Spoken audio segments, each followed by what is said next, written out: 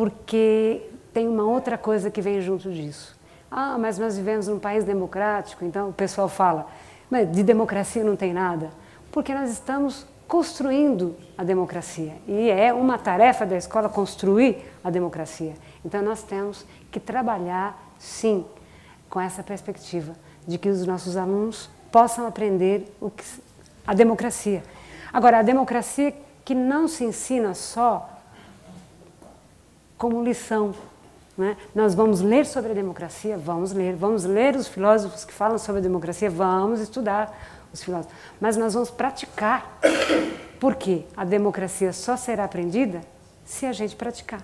Então, para isso, é muito importante que as escolas tenham e contem com seus conselhos de escola, que os alunos possam participar dos grêmios estudantis, que as crianças da educação infantil também possam ter seu espaço de participação política. E a gente já conheceu, e tem no Brasil, afora, experiências dos tais conselhos mirins, de crianças participando nos espaços das escolas e opinando. E se você conseguir começar por ali, vai ser muito bacana, porque vai ser uma cidadania muito mais evoluída dessa que nós estamos, porque nós tivemos a fase de vivenciar a cidadania achando que seria só a fase da reivindicação.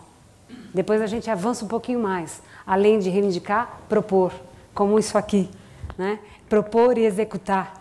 Eu não fico esperando, é o governo, porque não tem um pouco isso? Ah, porque é o governo. Então, tem muita cidadania ainda nesse patamar, né? De descobrir que tem direito, de descobrir, então reivindica, e fica na reivindicação, mas não parte para a ação. Né? No sentido de fazer proposição, e de executar, de não esperar, de pôr a mão na massa e ir em frente. A gente conhece experiências belíssimas. Infelizmente, a mídia fica divulgando o sensacionalismo do mal, né? O sensacionalismo da violência, das experiências negativas, dos crimes e tal. Então, todo mundo vai para a escola com essa sensação, né? Você viu o programa de ontem? Você viu aquela menina? Você viu aquele cara que sequestrou, que matou? E não mostra o outro lado, não mostra as experiências exitosas. E aí a iniciativa de vocês de estarem fazendo cinema, de estarem né, filmando esses diálogos, essas reflexões para colocar aí afora, multiplicar, é fantástico. Junto a isso, quando se fala de abrir espaços de participações e para crianças, jovens, adolescentes, uma outra necessidade é investir, as escolas também precisam investir em espaços de cultura, de produção cultural. Então, abrir as escolas para que a comunidade possa se apropriar e fazer, e apresentar o que sabe fazer. E não... Teve uma experiência, uma época, que se pensava assim, bom, então a gente precisa garantir a formação. Formação para funcionários, formação para os professores e formação para pais. Né?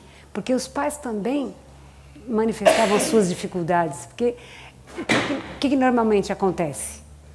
O professor fala, o pai, a família, e a família joga para os professores e fica aquela coisa, não se constitui uma parceria. Fica um pouco um clima de tensão e quando você vai à escola com muita sabedoria e calma, vai procurar saber quem é essa família, a família são adolescentes. São adolescentes que estão, essa é a famíliazinha aí, né? Os pais daquela criança são adolescentes que tiveram essa experiência de ter, né, nessa fase o seu filho. E depois falam, tá vendo, o filho está largado e tal, e vai conhecer. Então, quando a escola fica um pouquinho antenada em, de fato, fazer a caracterização, conhecer quem é essa comunidade, quem é esse público, ela já deveria modificar a sua postura e não continuar naquela lamúria. Todo mundo reclamando da família, porque a família, porque a família, porque a família não vai para lugar nenhum.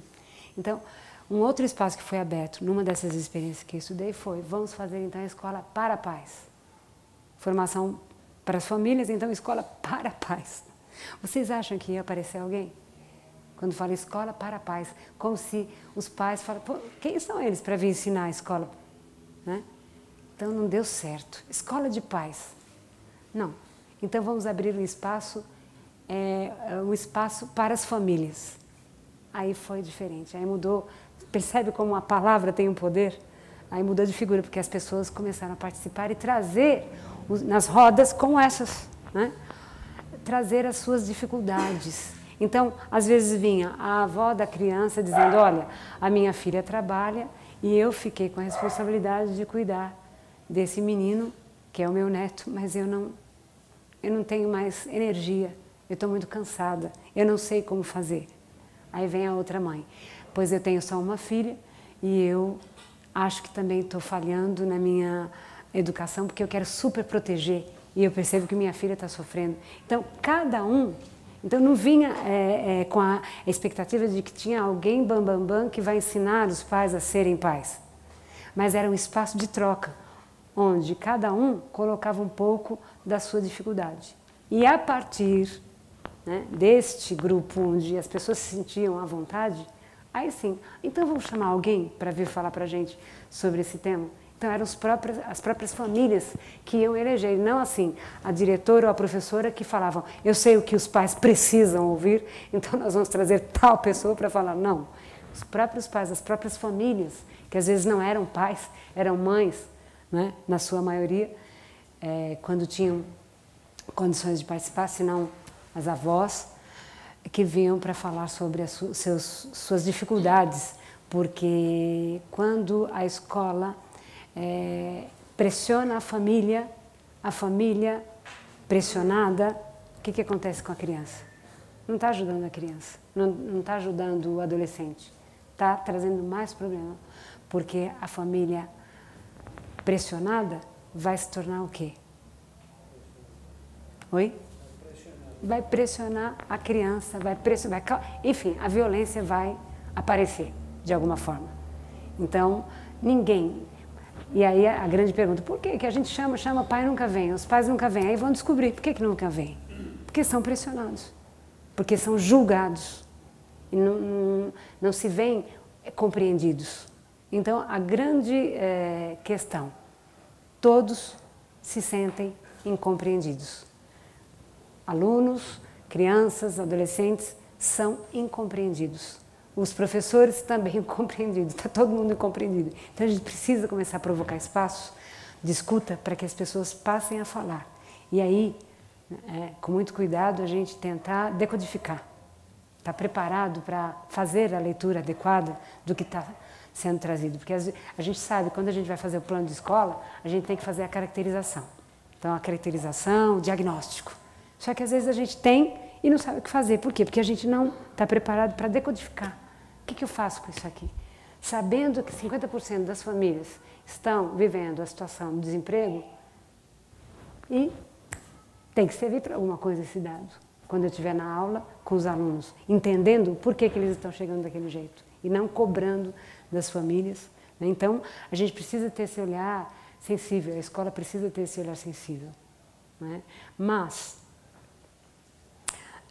voltando um pouquinho, dando continuidade, abrir espaços para a participação da comunidade, dos jovens, trazer a dimensão da produção cultural para dentro da escola é uma das possibilidades de transformar a escola num espaço de construção do conhecimento.